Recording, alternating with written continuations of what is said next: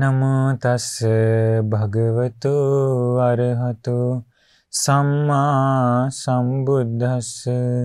साधु साधु साधु। उन तथागत अरहत सम्यक संबुद्ध तथागत भगवान बुद्ध जी को मेरा कोटि कोटि प्रणाम हो, एवं जिन्होंने मुझे धर्म की मार्ग बताया, अंधकार से प्रकाश की ओर ले गया, उन मेरे आचार्य गुरु जी के चरणों में मेरा सत सत नमन हो। नमो बुद्धाय। आज हम आप लोगों को एक विशेष, एक विस्मित व्यक्ति के बारे में बताने वाले हैं, जिसे इस संसार के लोग नहीं जानते हैं, बहुत कम ही लोग जानते हैं। उस विशेष व्यक्ति के बारे में भी और कोई नहीं, हमारे भगवान बुद्ध जी बताएं। और वो विशेष व्यक्ति है पच्चेक बुद्ध। शायद आप लोग नहीं सुने होंगे, हमको लगता है। पच्चेक बुद्ध, आखिर पच्चेक बुद्ध कौन होते हैं? पच्चेक बुद्ध लोग कब जन्म लेते हैं? पच्चेक बुद्ध कौन बनता है, कैसे बनता है, उन लोगों का जीवन कैसा होता है, ये सारा चीज आप लोगों को आज बताने वाले हैं। सारा चीज उस घटना सहित सब कुछ बताएंगे तो आप लोगों को साफ साफ समझ में आएगा। और आप लोग भी सोचेंगे कि अरे इस दुनिया में ऐसा भी व्यक्ति का जन्म होता है जिसे हम लोग नहीं जानते थे। आखिर पच्चेक बुद्ध कौन होते हैं? लग तो रहा है कि बुद्ध जैसा वचन, लेकिन इसमें फर्क है। पच्चेक बुद्ध और तथागत बुद्ध। भगवान तथागत बुद्ध लोगों को बुद्ध बनने के लिए, निर्वाण पाने के लिए, संसार से मुक्त होने के लिए कोई मदद नहीं करता। पच्चेक बुद्ध लोगों को भी कोई मदद नहीं करता। फर्क होता है, तथागत बुद्ध लोग अरहंत होकर के, निर्वाण पा करके सारे देव मनुष्यों को उस निर्वाण की मार्ग को बता सकते हैं, निर्वाण के मार्ग पर चलने के लिए मार्ग बताते हैं। परंतु पच्चेक बुद्ध लोगों को वैसे मार्ग नहीं बता सकता। वे लोग सिर्फ अकेले ही अपना मुक्ति सुख में रहते हैं, निर्वाण पा लेते हैं, उन लोगों को बता नहीं सकता, अकेले रहते हैं, इसलिए उन लोगों को पच्चेक बुद्ध कहा जाता है। तो यही है फर्क। तो पच्चेक बुद्ध लोगों का जन्म कब होता है? पच्चेक बुद्ध लोगों का जन्म इस धरती पर हर समय नहीं होता है, इस समय भी नहीं होता, अभी का समय में नहीं होता। पच्चेक बुद्ध लोगों का जन्म होता है बुद्ध लोगों का जन्म होने से पहले। जैसे में हमारे गौतम भगवान बुद्ध जी जन्म लिए, उस समय आयु कितना था मनुष्यों का? 120 साल। तो बुद्ध लोगों का जन्म होने से 500,000 साल पहले पच्चेक बुद्ध लोगों का युग आता है, और उसी युग में वे लोग जन्म लेते हैं। और उन लोगों को ज्ञान बताता नहीं है, स्वयं ही ज्ञान से मनन करके मुक्ति को साक्षात करते हैं। तो उन लोगों का जन्म होता है कब? बुद्ध लोगों का जन्म होने से पहले। तो अब कब जन्म होगा आगे? अब नहीं होगा। अभी भविष्य में जब मनुष्यों का आयु अभी 60 है, 10 साल तक कम जाएगा। 10 साल से कम होने के बाद जैसे जैसे मनुष्यों का गुण बढ़ेगा, कुशलता बढ़ेगी, धार्मिक होंगे, वैसे मनुष्यों का आयु 10, 20, 60, 70, 100, 1000, 2000 ऐसे बढ़ते बढ़ते बढ़ते मनुष्यों का आयु 80,000 साल होगा। उस समय मैत्री बुद्ध का जन्म होगा। तो मैत्री बुद्ध का जन्म होने से कुछ समय पहले आएगा पच्चेक बुद्ध लोगों का युग, अभी नहीं आने वाला। तो ऐसे समय में पच्चेक बुद्ध लोगों का जन्म होता है। आखिर कौन बनता है पच्चेक बुद्ध? क्या कोई देवता, मनुष्य? कौन बनता है? मनुष्य ही बनता है, जो बहुत पुण्य करता है, जो बहुत कुशल को बढ़ाता है, शील को बढ़ाता है, वैराग्य को बढ़ाता है, विपश्यना को बढ़ाता है, अनित्य को बढ़ाता है, संसार से विरक्त होने के लिए मेहनत करता है। वैसे लोग ही वैसा समय में पच्चेक बुद्ध बनते हैं। आखिर पच्चेक बुद्ध का जीवन कैसा होता है, किस प्रकार से बनते हैं, उसके लिए हम लोग एक भगवान बुद्ध जी बताए हैं सुत्त निपात में है खग्गविसान सूत्र, उसी की एक घटना को हम आपको बताने वाले हैं। तो देखिए आखिर कौन बनता है पच्चेक बुद्ध। तो जैसा कि आप लोग जानते हैं कि हमारे गौतम भगवान बुद्ध जी का जन्म हुआ था, उस समय आयु थी मनुष्यों का 120। उससे पहले और एक बुद्ध का जन्म हुआ था, उनका नाम था काश्यप बुद्ध। उस समय मनुष्यों की आयु कितना था? 20,000, 20,000। सोचिए, सोच भी नहीं सकते हैं, एक मनुष्य का आयु 20,000 साल था। तो उस समय ही काश्यप भगवान बुद्ध जन्म लिए थे। वे जन्म लेकर के निर्वाण पा करके देव मनुष्यों को मुक्ति का मार्ग बताते हैं। बहुत सारे लोग संसार के सागर से पार जाते हैं। उसी समय एक भिक्षु था। उस भिक्षु के मन में आया कि मैं भी मुक्त होऊंगा, निर्वाण को पाऊंगा, भाव सागर से पार जाऊंगा। ऐसा सोच ब्रह्मचर्य धारण किया। वो बंती जी 20,000 साल तक उत्तम शील का पालन किए। जो शील होता है उपसंपदा शील होता है।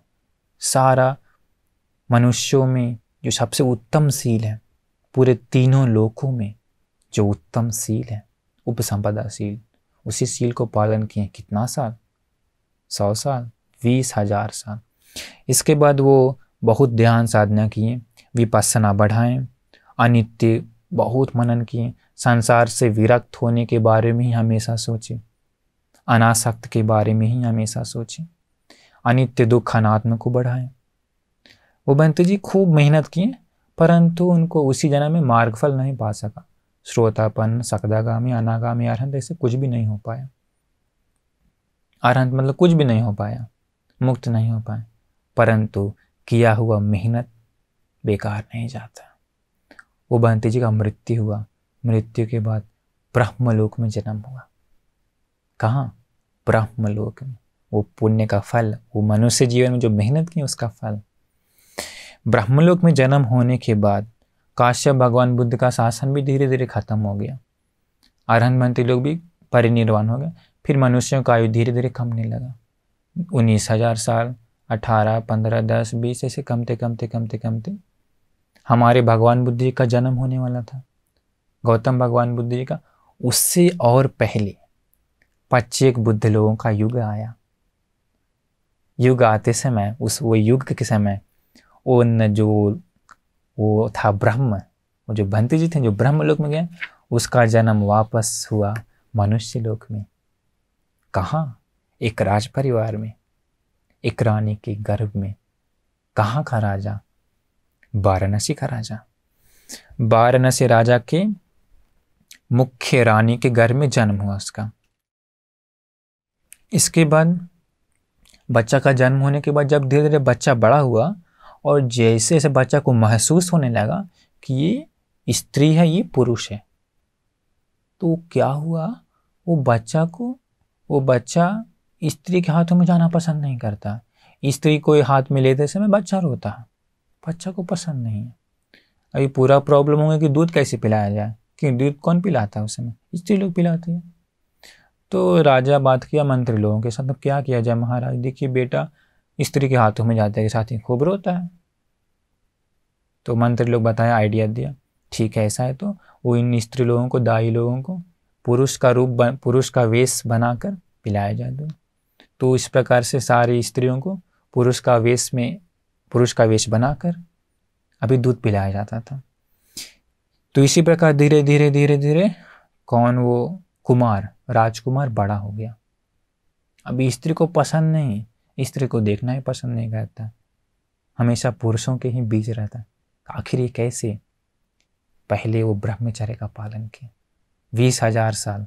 इसको ब्रह्मलोक में बहुत समय तक एकांत ध्यान सुख में वास किया। ब्रह्मलोक में एक भी स्त्री नहीं होती, तो इसी कारण से उसको वो आदत था, स्त्रियां पसंद नहीं। सामान्य देखिए, ये सब पुण्यवानों को ही होता है। अत्यधिक बहुत पुण्यवान लोगों को ही ऐसा विचार आता है स्त्री से दूर रहने का। नहीं तो आजकल कौन स्त्री से दूर रहने के लिए सोचता है? जैसे ही बच्चा धीरे धीरे बड़ा होता है, सभी लोग चाहता है लड़कियों के पीछे जाना, लड़कियों के बारे में सोचना, आदि आदि कितना चीज़ है। आजकल वैसा पुण्यवान बहुत दुर्लभ है। बहुत ही दुर्लभ है। लेकिन वैसा पुण्यवानों के मन में वैसा विचार आता। तो वो राजकुमार का आयु बढ़ा, 16 वर्ष की आयु हो गई। राजा मंत्रियों का बैठक बुलाया। इसके बाद कहता है कि अरे देखो, हमारा बेटा का उम्र तो 16 हो गई है, शादी का समय हो गया, राजपाट भी चलाना है इसे, परंतु ये तो स्त्रियों को पसंद ही नहीं करता, आखिर कैसे राजपाट आगे जाएगा, क्या किया जाए। तो मंत्री लोग एक उपाय बताया कि महाराज हम लोग के पास एक आइडिया है, हम लोग वो करते हैं। ठीक है। इसके बाद मंत्री लोग एक ड्रामा तैयार किया जिसमें सबसे मेन आदमी था, मेन आगंतुक था वो राजकुमार। एक पर्दा था, पर्दे के पीछे सुंदर से गाने वाली, सुंदर से बजाने वाली सारी स्त्रियां बैठी हुई थी।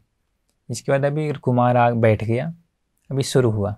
सुंदर से वे लोग म्यूजिक बजाती है, स्त्रियां सुंदर से गाना गा रही, गाती बजाती, इस प्रकार से हुआ। तो ये राजकुमार को बहुत समय से स्त्रियों का आवाज़ सुना भी नहीं था, तो बड़ा ही अजीब लगा। मंत्री उसने पूछा ये किसका आवाज़ है? तो बोलता है कि कुमार राजकुमार, ये एक अलग प्रकार की जाति है, इन लोगों को कहा जाता है स्त्री। इन लोगों का आवाज़ बहुत ही मधुर होता है, कोमल होता है। राजकुमार, ये सब तो आपके लिए ही योग्य है, आप चाहें तो हम आपको ये सब सौंप सकते हैं, आप सुख से जीवन बिताइए, खूब आनंदित होकर के रहिए। तो वो क्या हुआ, राजकुमार को फिर से अप्रसन्नता उत्पन्न हो गई। अप्रसन्न, वो पूरा नाराज हो गया, बोला, डांटा, जोर से डांटा, मंत्रियों को खूब फटकारा, दोबारा ऐसा मत करना नहीं तो तुम लोगों को राजदंड दूंगा, ऐसा डरा करके सबको भगा दिया। राजकुमार बेचारा, सारा मंत्री लोग डर के भागे राजा के पास, बोला देखिए महाराज, आपका बेटा ऐसा ऐसा बोला दंड देने के लिए। तो फिर से किसी प्रकार से क्षमा मांग लिया। लेकिन क्या हुआ ना कि वो मंत्री लोग बार बार ऐसा अलग अलग उपाय करने लगा, अलग अलग उपाय। तो राजकुमार को बड़ा ही टेंशन हो गया कि अरे क्या ये हमको शांति से रहने नहीं देता, बड़ा ही प्रॉब्लम है। हम जिसको पसंद नहीं है वैसे चीज को ही मेरा शरीर पर थोपने के लिए तैयार है सारा मंत्री लोग। हम स्त्री को पसंद नहीं करते हैं और उन्हीं स्त्रियों को ही हमको थोपना चाहता है हम पर। ठीक है, हम अब अच्छा काम करेंगे। राजकुमार एक आइडिया लगाया। क्या आइडिया लगाया देखिए। जो उसी राज्य में जो बहुत ही तेज, बहुत ही बुद्धिमान और शिल्पकार सोनार लोग था, सोनार लोग को बुला करके उन लोगों को ऑर्डर दिया कि देखो, एक ऐसा रूप बनाओ, एक ऐसा स्त्री का रूप बनाओ, वैसी स्त्री ये पूरे मनुष्य लोक में ना हो, बहुत ही सुंदर, अत्यधिक सुंदर, मनोहर, जिसे देखने के बाद लोग आसक्त हो जाए, आशा उत्पन्न हो, वैसा एक स्त्री का रूप बनाओ, ऐसा ऑर्डर दिया। तो सारा सोनार लोग अपना शिल्प से सोना से एक सुंदर स्त्री का रूप बना दिया, मूर्ति। इतना सुंदर क्योंकि जो कोई भी उसे देखेगा तो उसके वश में चला जाएगा, उसी मूर्ति का इतना सुंदर बनाया, ऐसा सुंदर बनाया कि मनुष्य लोक में वैसा खोजना मुश्किल था। तो इस प्रकार से इतना सुंदर बना दिया। राजकुमार उस रूप को आश्चर्य से देख रहा था, पूरा लगातार देख रहा था, बिना पल के झपकाए देख रहा था। देख करके आश्चर्य हो गया। आश्चर्य होने के बाद जो विचार उसके मन में कभी नहीं आया था वैसा एक विचार उत्पन्न हो गया। क्या? वो सोचा कि हाँ, ये सुंदर है, ये अच्छा है, अगर मुझे ऐसा स्त्री मिली तो मैं इसके साथ रहूंगा, मैं इसके साथ शादी करूंगा। देखिए, जो बहुत समय तक वैराग्य के रूप में रहा था ब्रह्मलोक में और पहले, लेकिन वैसा के मन में भी आ गया क्या कि नहीं, ऐसा रूप मिले तो मैं चाहूँगा, मैं शादी करूँगा। देखिए, संसार का स्वभाव, लाखों लाख करोड़ों करोड़ साल तक ब्रह्मलोक में ब्रह्मचारी रहा, लेकिन ये संसार कितना दीर्घ है, भगवान बुद्ध बताए बहुत दीर्घ है ये संसार। और इस दीर्घ संसार में अधिकतर समय मनुष्य राग क्रोध मोह से ही पीड़ित रहता है। अधिकतर समय मनुष्यों का मन में यही रहता है। तो सिर्फ वो करोड़ साल मतलब मनुष्य पास्ट में देखें तो बहुत थोड़ा है। बहुत लंबी संसार में मनुष्य प्राणी राग द्वेष मोह से युक्त ही होता है, उसी में जकड़े रहता है। इसलिए जो कभी विचार आया नहीं था, ये राजकुमार को देखिए, वैसा स्त्री पर आशा उत्पन्न हो गया। कितना खतरनाक है ये संसार। जो विकार उत्पन्न नहीं होता वो विकार भी उत्पन्न हो जाता है ये मनुष्य लोक में। ये संसार इसलिए विकार से भरा हुआ। तो वो सोचा कि अगर हमको सिर्फ ऐसा रूप मिल गया तब हम शादी करेंगे, हम चाहेंगे ऐसा रूप को। ऐसा कहा। इसके बाद अपना महाराज को, माँ पिताजी को सौंप दिया। बोला ऐसा मिलेगा तो हम शादी करेंगे। पिताजी महाराज और माँ रानी बात की, हमारा बेटा पुण्यवान है, जरूर ब्रह्मलोक से आया होगा, इसलिए बहुत समय ब्रह्मलोक में रहने के कारण वहाँ कोई स्त्री नहीं होती, इसलिए आशा नहीं करता था। लेकिन क्या तो पुण्य से हमारा बेटा भी ऐसा लड़की को पसंद किया है, तो ज़रूर मनुष्य लोग तो बहुत बड़ा है, जरूर ऐसा रूप मिल जाएगा। ऐसा वो दोनों में बातें हुई। इसके बाद क्या किए वे लोग, ब्राह्मण लोगों को बुला करके उसी सुंदर मूर्ति को एक सुंदर रथ तैयार किया, सजा धजा करके सुंदर रथ तैयार करके उस मूर्ति को बैठा दिया, उस मूर्ति को रख दिया। इसके बाद वे लोगों को खूब सोना चांदी आदि पूरा तोहफा दे दिया कि जाओ और पूरा जम्बूद्वीप में ढूंढो कहाँ है ऐसा रूप, अगर मिले तो लेकर आओ। तो वो लोग हर एक जगह पर गया, हर एक देश, हर एक सड़क, हर एक गांव, हर एक नगर, हर एक जनपद में गए। ऐसा जाते जाते जाते वे लोग पहुंच गए सागल नाम का एक नगर था। सागल मतलब कि अभी वो पंजाब साइड में आता है, दिल्ली साइड में आता है। तो उधर जाते समय एक जगह पर उसी रात को खड़ा कर दिया था और उन लोग पानी पी रहा था, वो जो गया था साथ में मंत्री लोग और ब्राह्मण लोग। तो वहाँ का उसी राज्य का राजमहल का राजकुमारी का जो दासियाँ थी वो लोग जा रही थी।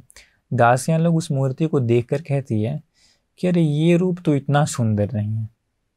सोने की मूर्ति को देखकर कहती है ये रूप तो इतना सुंदर नहीं है, इससे कहीं ज़्यादा सुंदर तो हमारी रानी है, हमारी राजकुमारी है।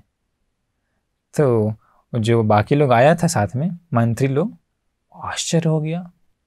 हर एक जगह पर लोग इस मूर्ति को देखकर आश्चर्य होते थे, कहते थे कि मनुष्य लोक में ऐसा मूर्ति तो नहीं मिल पाएगा, परंतु ये लोग कहती है कि इससे ज़्यादा सुंदर तो हमारी रानी है, राजकुमारी है। इसका मतलब सच में क्या यहाँ की राजकुमारी इस मूर्ति से ज़्यादा सुंदर है? तो वे लोग उससे पूछा कि कहाँ है, तो राजमहल में। राजमहल में गया, राजमहल में राजा से मिला। राजा से मिलकर के कहा कि ऐसा है, जो वाराणसी राजा का एक बेटा है, वाराणसी का राजा का, तो ये आपकी बेटी तो उन्हीं के लिए योग्य है, उन्हीं के साथ सेट होता है। अगर ये आप उन्हें सौंपेंगे तो भविष्य में वाराणसी का अग्र रानी बन जाएगी। तो उस समय पूरा जम्बूद्वीप में सबसे बड़ा और सबसे पावरफुल राज्य था वाराणसी, इसलिए सभी लोग वाराणसी को चाहते थे उस समय। तो ये राजा भी बहुत प्रसन्न हो गया, ठीक है हम सौंपने के लिए तैयार हैं। तो इसके बाद मंत्री लोग संदेश को भेज दिया, कहाँ, वाराणसी राजा को, कि मिल गई है ऐसा एक लड़की, तो हम लोग क्या करें। तो राजा संदेश भिजवाया कि ऐसा है, हम लोग आएंगे तो बहुत ही कष्ट होगा, हम लोग आएंगे तो फिर बहुत दूर यात्रा, इसलिए ऐसा नहीं, तुम ही लोग क्या करो, पूरा सुंदर डोली सजाकर रथ पर बिठाकर धीरे धीरे लेकर के आओ, हम लोग यहाँ शादी के लिए सारा तैयारियां शुरू करते हैं। ऐसा राजा संदेश भेज दिया मंत्री लोगों को। तो इसके बाद क्या हुआ, उसको सुनने में आया, किसको, राजकुमार को सुनने में आया कि वैसा लड़की मिल गई। वो सोचा नहीं था कि वैसा मिल जाएगी, लेकिन उसको सुनने में आया कि वैसा मिल गया।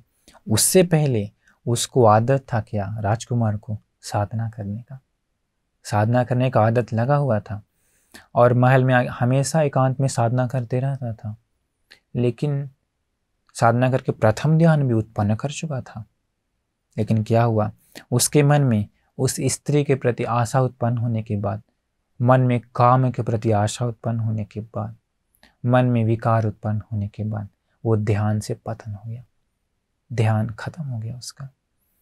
इसके बाद अभी उसको बार बार याद आ रहा है, कौन, वो स्त्री। ऐसे हमेशा भी गिन रहा है, अंगुली गिन रहा है, कब आएगी कब आएगी। बार बार खिड़की की ओर जा करके देखता है रास्ता। कभी कभी अपने आप गाना गाने लगता है, कभी कभी स्वप्न में उसको देखता है वैसा रूप को, कभी कभी हंसने लगता है, कभी कभी नींद में बातें करता है उससे। ऐसा अलग अलग पागलपन उसके साथ होने लगा। क्यों, अभी उसके मन में एक स्त्री के प्रति आशा उत्पन्न हो गया। तो ऐसा सामान्य होता है, अभी भी कभी कभी किसी के प्रति आशा उत्पन्न होने के बाद लोग ऐसा ऐसा चीज़ करते हैं, लेटर लिखते हैं, इसके बाद चित्र बनाते हैं, उसके साथ मन ही मन बातें करते हैं, हंसते हैं, ऐसा ऐसा गाना गाते हैं, तो होता है। तो राजकुमार भी वैसा पागलपना में डूब गया। तो कभी कभी हंसता है, कभी कभी गाना गाता है, कभी कभी उसका स्वप्न में आता है, तो इस प्रकार होने लगा। तो उस राजकुमार का माँ पिताजी को भी बड़ा ही खुशी, बहुत खुशी हुआ। वे लोग पूरा तैयारियां शुरू करने लगे शादी के लिए, कि हम लोग पूरा धूमधाम से शादी करवाएंगे अपना बेटा का। ऐसा धूमधाम से करेंगे कि सारा अलग अलग जनपद के लोग भी आश्चर्य हो जाए। इस प्रकार से वे लोग पूरा घर को साफ करवा रहे हैं, रास्ता को साफ करवा रहे हैं, सब तरफ सजवा रहे थे। अभी धीरे धीरे क्या हुआ, उस राजकुमारी को धीरे धीरे लेकर के आ गया, अभी महल के पास आ गया। तो इसके बाद राजा संदेश भिजवाया कि हम लोग रात में आया था, सीधा महल के अंदर नहीं लेना चाहिए, हम लोग पूरा धूमधाम से पूरा यात्रा के साथ, शोभा यात्रा के साथ हम लोग राजकुमारी को महल के अंदर लाएंगे। तो इसके लिए क्या किया, अपने राजकीय बगीचे में ही सुंदर मंडप तैयार करवाया। सुंदर मंडप तैयार करवा कर बताया कि रानी को, अभी राजकुमारी को वहीं रखा जाए, सारा सेवा किया जाए, ऐसा बता दिया। अभी राजकुमारी नगर के वो महल के समीप आ गई। इसके बाद क्या हुआ, सीधा रात में तो महल में नहीं लिया जाता था, तो क्या हुआ, इसके बाद वहीं रोका गया, वो राजकीय उद्यान में ही ठहरने के लिए। और राजकुमार पूरा खुश, पूरा खिड़की से उधर ही देख रहा जिधर से आई थी। लेकिन क्या था, राजकीय नियम के अनुसार, नियम कानून के अनुसार अभी भी मिलने के लिए, मतलब बात करने के लिए भी कोई परमिशन नहीं था। तो राजकुमार पूरा खुशी में था, पूरा खुश। इसके बाद क्या हुआ, अभी मंत्री लोग बताएं, डोली रथ को रुकवाया गया और डोली के पास जाकर कहते हैं कि हे पुण्यवान राजकुमारी, हे सुंदर राजकुमारी, हे सुंदरी, जो अभी हम लोग महल आ चुके हैं, जो हमारे महाराज जी आज आपके लिए यही मंडप तैयार करवाएं रहने के लिए, इसलिए कृपा करके बाहर आइए, ऐसा बोले मंत्री लोग। अंदर से कुछ आवाज नहीं आ रहा। दूसरी बार भी बोले, कुछ आवाज नहीं आ रहा। तीसरी बार भी बोले, कुछ आवाज नहीं आ रहा। मंत्री लोग सोचे लगता है सो गए क्या, ऐसा करके पर्दा को हटा करके देखते हैं। पर्दा को हटा करके देखने के बाद क्या दिखता है, एक सुंदर फूल सी कोमल राजकुमारी का एक शव दिख रहा है। राजकुमारी का मृत्यु हो गया आते आते। इसके बाद मंत्री लोग पूरा रोने लगे, अहो हमारे सुंदरी को क्या हुआ, इस राज्य का चांद का टुकड़ा को क्या हुआ, गुलाब सी कोमल वाली राजकुमारी को क्या हो गया, अहो ये कैसे हो गया। इतना सुंदर से, इतना खुशी से हम लोग जिस राजकुमारी को लाए, उस राजकुमारी को ये क्या हो गया। ऐसा उन लोग को होश खत्म हो गया, पूरा रोने लगे, पूरा पिटने लगे, पूरा जोर जोर से हाहाकार मचा करके रोने लगे। सारे मंत्री लोग, पूरे राजमहल में हाहाकार मच गया, सभी लोग रोने चिल्लाने लगे। इसके बाद क्योंकि राजकुमारी को बहुत कोमल थी, तो क्या था, लॉन्ग ट्रैवलिंग के कारण, मतलब लंबा यात्रा के कारण क्या हुआ, उसको वात के क्रोधित होने से, मतलब वात का बिगड़ जाने से क्या होता है, उसका मृत्यु हो जाता आते आते। इसके बाद राजकुमार को ये संदेश गया। सोचिए तो, राजकुमार जिसके लिए दिन गिन रहा था, हमेशा रास्ता देख रहा था, उसके मन में क्या उत्पन्न हुआ होगा। लेकिन देखिए पच्चेक बुद्ध कैसे बनते हैं, कौन लोग किस प्रकार से, किस ज्ञान से बनते हैं। तो राजकुमार को कुछ समझ में नहीं आया, आकाश पाताल सब एक हो गया। उसका स्वप्न कितना जल्दी टूट गया, जैसे पेड़ से फल गिरने के बाद जैसे तुरंत गिर जाता है, वैसे उसका सारा स्वप्न टूट गया। सारा स्वप्न टूटने के बाद बड़ा ही दुख हुआ। वो सोचा कि मेरा पूरा दुनिया ही खत्म हो गया। वो सोचने लगा कि हम पूरी जिंदगी में जिसे प्यार किए वो सिर्फ एक ही थी, सिर्फ एक ही थी, ये थी सोने की मूर्ति की जैसा। लेकिन अहो, वो सिर्फ जिंदा रही मेरे सपनों की दुनिया में, सच में वो जीवित नहीं है। हम जो सोचे थे आखिर वो नहीं मिला, हम जो सोचे थे वो अभी नहीं है, अभी एक है ठंडा हो गया मरा हुआ एक शव, जिसकी चमड़ी पहले पूरा सुनहरी थी, चमक रही थी, वो भी चमड़ी मुरझा गई। अभी उसके शरीर से दुर्गंध आ रहा है, अभी उसका शरीर धीरे धीरे काला हो रहा है।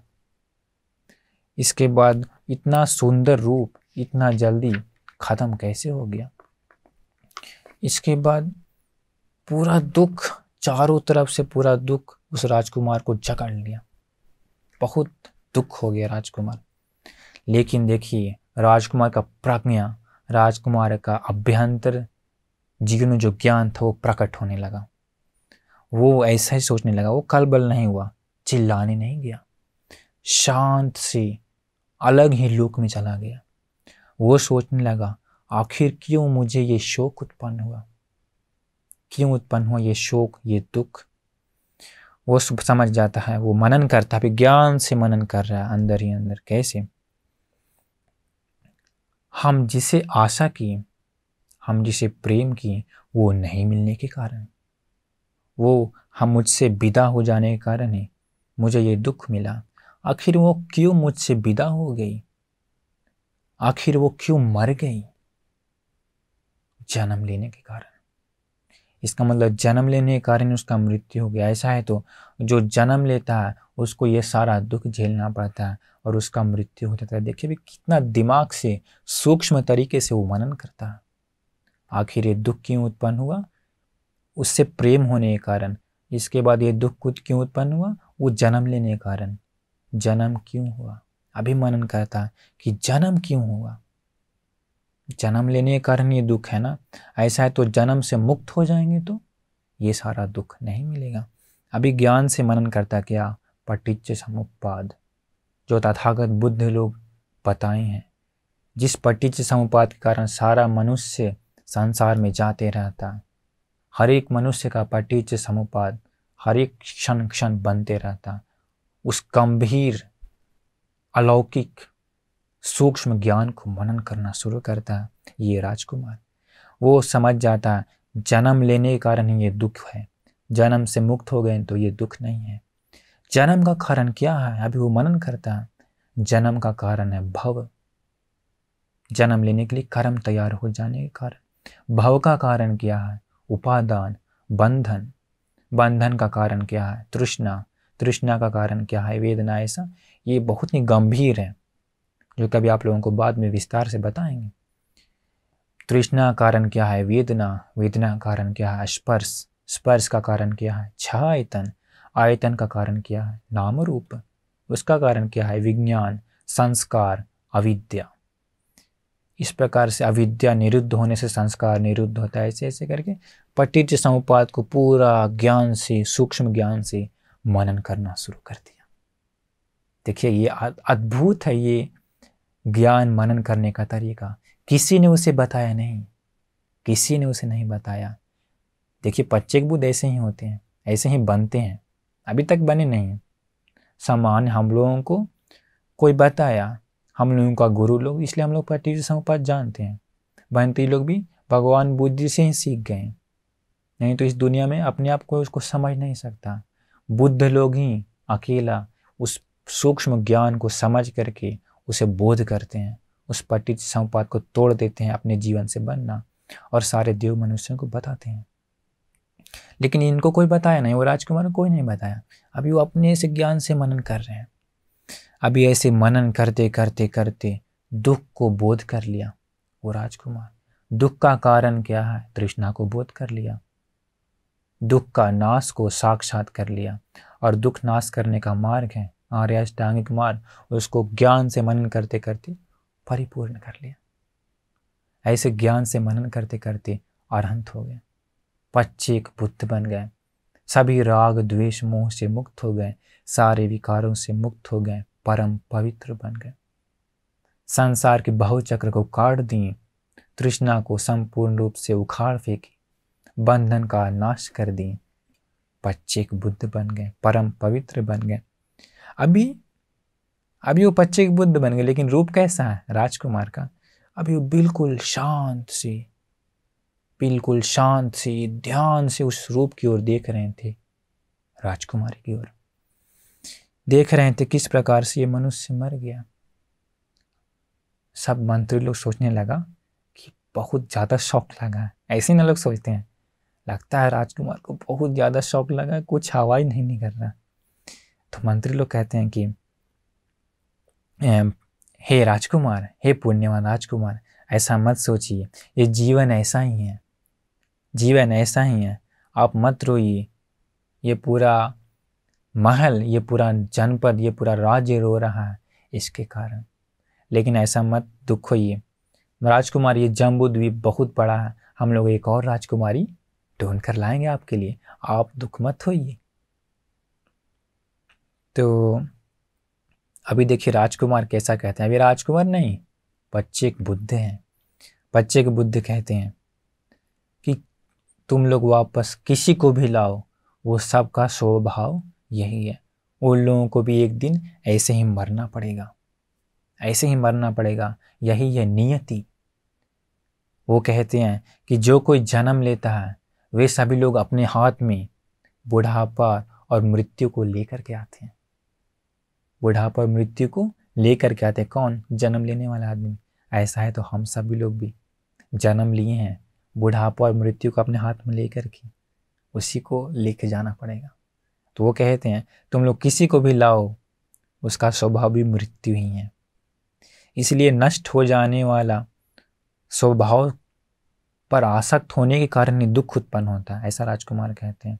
मतलब कि जो नष्ट हो जाता है, जो बदल जाता है, वैसे चीजों पर आसक्त होने के कारण ही दुख मिलता है। बहुत ही गंभीर बात है। नष्ट हो जाता है, क्या नष्ट हो जाता है, क्या बदल जाता है? ये मनुष्यों का रूप नष्ट हो जाने वाला है, ये घर द्वार नष्ट हो जाने वाला है, ये धन संपत्ति नष्ट हो जाने वाला है, पुत्र पुत्री, पति पत्नी, बाल बच्चा नष्ट हो जाने वाला है, ये सब नष्ट हो जाने वाला है। लेकिन ये सब पर आसक्त होने से ही दुख मिलता है। उनको दुख मिला एक स्त्री पर आसक्त होने के कारण, और किसी किसी को दुख मिलता है पति पर आसक्त होने के कारण, पति पर आसक्त होते हैं, मर जाने के बाद दुख उत्पन्न होता है। पुत्र पर प्रेम करते हैं, पुत्र मर जाने के कारण दुख उत्पन्न होता है। धन संपत्ति पर आशा करते हैं, धन संपत्ति नष्ट हो जाने पर रोते हैं। इसलिए कहते हैं नष्ट हो जाने वाली चीज़ों पर आशा करने से ही दुख उत्पन्न होता है। बड़ा ही अजब है, अभी अद्भुत ज्ञान की बात कर रहा है ये राजकुमार। लेकिन कहते हैं राजकुमार अभी हम वो सारे शोक से मुक्त हो चुके हैं, अभी मुझे कोई राजकुमारी की आवश्यकता नहीं है, अभी मैं अनासक्त मन से एक अद्भुत सुख का अनुभव कर रहा हूँ, एक अलौकिक सुख का अनुभव कर रहा हूँ। अभी मुझे इस जीवन का सत्य स्वभाव समझ में आ चुका है।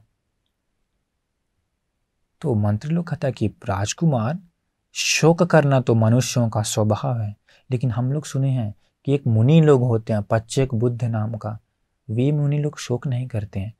आप तो उन लोग की तरह बात कर रहे हैं, लेकिन उन लोगों का वेशभूषा तो अलग होती है। उन लोग काषाय वस्त्र धारण करते हैं, चीवर धारण करते हैं, पात्र धारण किए रहते हैं, परंतु आप तो राजकुमार हैं, ऐसे कैसे हो सकता?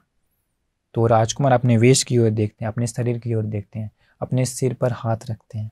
हाथ रखते के साथ आश्चर्य, अद्भुत, सारा बाल गायब हो जाता है, सारा वस्त्र राज वस्त्र गायब हो जाता है, एक चीवर आ जाता है, हाथ में एक पात्र आ जाता है। इस प्रकार आ जाने के बाद सभी मंत्री लोग और राजा लोग आश्चर्य से देखते रहते हैं। एक राजकुमार पच्चीक बुद्ध बन गए, पच्चीक बुद्ध बन गए। कोई मदद नहीं किया, अपने ही ज्ञान से, बस कोई एक छोटा सा निमित्त होना चाहिए, कुछ घटना होनी चाहिए, बस उन्हीं उसी से वे लोग पूरा ज्ञान से मनन करते हैं। देखिए मेहनत कब किया वो? काश्यप भगवान बुद्ध के समय 20,000 साल, फल पाए बाद में। इसलिए भिक्षु जीवन में जो कोई भी मेहनत करता है या इस निर्वाण के मार्ग पर जो कोई मेहनत करता है बेकार नहीं जाता। तो इसी प्रकार बहुत सारे लोग भगवान बुद्ध का शासन में जन्म लेकर अरहंत होते हैं, लेकिन और कोई लोग वैसे समय में जन्म लेकर पच्चीक बुद्ध बन जाते हैं। तो अब ये राजा और सारा लोग ध्यान से देखते रहता है। उसी समय एक सुंदर गाथा कहते हैं पच्चीक भगवान बुद्ध जी, राजकुमार। संसर्ग जातस भवन्ति स्नेहा, स्नेहान्वयं दुःखमिदं पहोति, आदीनवं स्नेहजं पेक्खमानो, एकोचरे खग्ग विषान कप्पु। इसका अर्थ क्या है? वो कहते हैं कि संसर्ग जातस भवन्ति स्नेहा, एक होने से, साथ में मिलजुल कर रहने से स्नेह उत्पन्न होता है, प्यार उत्पन्न होता है साथ में रहने से। स्नेहान्वयं दुःखमिदं पहोति, उसी स्नेह के कारण दुख मिलता है। ये कैसे होता है? जैसे में मान लीजिए कि कोई शादी किया, अभी बहुत प्रेम से रह रहा है, अभी दोनों साथ में रह रहा है, साथ में रहने से क्या होता है? प्यार उत्पन्न होता है, स्नेह उत्पन्न होता है। लेकिन अचानक किसी एक को मृत्यु हो गया तो क्या होता है? उसी स्नेह के कारण दुख मिलता है। किसी को नया पुत्र हुआ, बहुत प्यार करता है, बहुत प्रेम से रहता है, पुत्र से स्नेह उत्पन्न होता है, माँ को, पिता को। पुत्र को कुछ होने के बाद क्या होता है? माँ पिताजी को दुख मिलता है। किस कारण मिला? स्नेह के कारण, प्यार के कारण। इसलिए वो कहते हैं स्नेह के कारण ही दुख मिलता है। आदीनवं स्नेहजं पेक्खमानो, एकोचरे खग्ग विषान कप्पु। इसलिए मैं उस स्नेह का खतरा को देखते हुए, स्नेह के कारण ही दुख मिलता है, खुद को रोना पड़ता है, उसका खतरा को देखते हुए मैं अकेले विचरण करता हूँ। कैसे? एक हिमालय में एक प्राणी है, उसको पाली में कहते हैं खग्ग विषान। एक प्रकार का घोड़ा होता है, गैंडा जैसा कहेंगे तो, लेकिन गैंडा नहीं। उसी घोड़ा के सिर पर एक सींग होता है, अकेला सीधा होता है, पहले हिमालय में था। वो सींग हमेशा सीधा रहता है और किसी भी दूसरे अंग में टच नहीं होता है। पच्चीक बुद्ध लोग वैसे ही रहते हैं, हिमालय में अकेले रहते हैं। किस खतरा को देख करके? लोगों के साथ रहेंगे तो स्नेह उत्पन्न होगा, स्नेह उत्पन्न होने से क्या होता है? दुख ही मिलता है। मतलब वही उनका गाथा बन गया, क्योंकि उनको ऐसा ही आया ना, पहले एक स्त्री के प्रति स्नेह उत्पन्न हुआ, उसी से दुख मिला था, इसलिए वो उनको बड़ा ही अद्भुत लगा। वो इसका वो ऐसा गाथा बता करके वो चले जाते हैं हिमालय, आसमान से। तो देखिए पच्चीक बुद्ध ऐसे होते हैं और इस प्रकार से उत्पन्न होते हैं। वे पच्चीक बुद्ध लोग अकेले रहते हैं, अकेले विचरण करते हैं। उन पच्चीक बुद्ध लोगों को कोई अगर दान दे तो अप्रमाण पुण्य मिलता है, बहुत पुण्य मिलता है। तो ये था पच्चीक बुद्ध लोगों की घटना, एक घटना। ऐसे और भी बहुत सारी घटनाएं हैं इस पुस्तक में जो भगवान बुद्ध जी बताए हैं। तो इस प्रकार से पच्चीक बुद्ध लोग इस दुनिया का विस्मित, एक अद्भुत और एक अलग प्रकार के व्यक्ति हैं। वो सिर्फ उनका अंतिम जन्म है, इसके बाद उनका जन्म नहीं होता। जन्म नहीं होने से दुख नहीं होता। तो इसलिए आज आप लोगों को हम बताएं एक पच्चीक बुद्ध की घटना। पच्चीक बुद्ध कौन होते हैं, कब जन्म लेते हैं, उन लोगों का जीवन कैसा होता है, कैसे लोग पच्चीक बुद्ध बनते, सारा चीज़ आपको बता चुके हैं। इसलिए आप लोग भी खुश हो जाइए कि संसार में जो आश्चर्य, जो बहुत ही कम जन्म लेते हैं, समय समय पर जन्म लेते हैं, ऐसे व्यक्ति के बारे में जानने का, सुनने का मौका मिला भगवान बुद्ध के कारण। भगवान बुद्ध नहीं होते तो ये सारे रहस्य को जानने का कोई तरीका नहीं है। साइंटिस्ट लोगों को कभी भी ये सब पता नहीं लगा सकता। इसलिए इससे आप लोग सीख सकते हैं कि ये सारा दुख का जड़ क्या है, स्नेह। तो क्या स्नेह नहीं करना चाहिए? स्नेह करना चाहिए, पुत्र के साथ रहना चाहिए, पति पत्नी के साथ रहना चाहिए, लेकिन अनासक्त मन से, अनासक्त मन से, ज्ञान को मनन करते हुए, ज्ञान से, क्योंकि कभी भी ये सबसे विदा होने पड़ेगा। ऐसे मनन करके रहने से ही, ऐसे मनन करके रहने से दुख उत्पन्न नहीं होता। इसीलिए आप लोगों को भी इस घटना से, पच्चेक भगवान बुद्ध की घटना से आप लोगों को भी अनासक्त होने के लिए ये आप लोगों को उपकार हो, एवं आप लोग भी खुश हो जाइए कि ऐसा सुंदर और अद्भुत ज्ञान सुनने का मौका मिला भगवान बुद्ध जी कारण। सच में भगवान बुद्ध जी तो आश्चर्य हैं, अद्भुत हैं, सारे लोगों का रहस्य जानते हैं। नमो बुद्धाय।